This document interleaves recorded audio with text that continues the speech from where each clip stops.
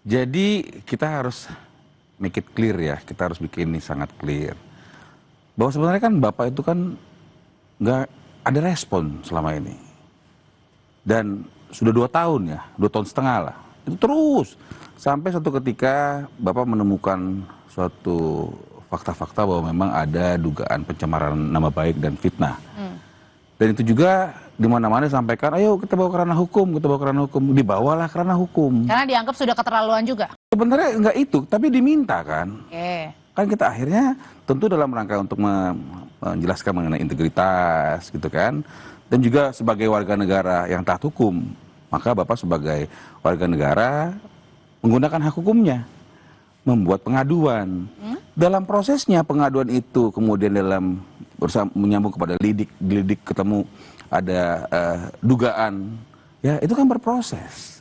Nah sekarang ada somasi, Nah, Bapak ditujukannya. terkait somasi kan gini loh, kayak saya ngomong begini nih, ya kan? Saya ngomong, ya kemarin itu 2,5 tahun lalu bla bla bla. Saya ada yang saya sampaikan, ya silakan saja. Yang pasti kami fokus. Apa yang diminta secara jelas juga disampaikan, kita bawa ranah hukum, kita bawa ranah hukum. Berlebihan nggak sih Bang dengan somasi yang dilayangkan Mas Roy ini? Saya tidak menanggapi itu dengan tidak terlalu serius lah. Karena kenapa saya bilang seperti itu?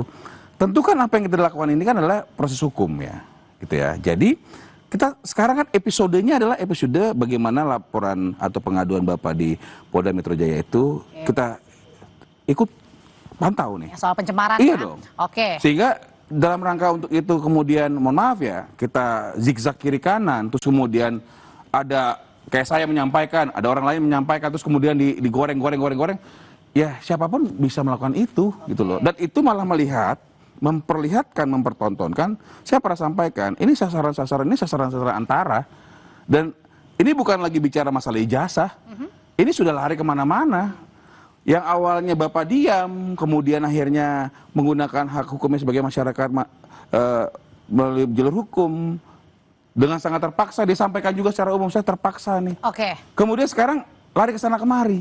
Ya saya sih melihatnya, ya boleh-boleh aja orang menyampaikan point of view-nya kan. Tetapi yang pasti kita harus fokus ke dalam proses penyidikan yang ada, supaya ini jangan lari-lari.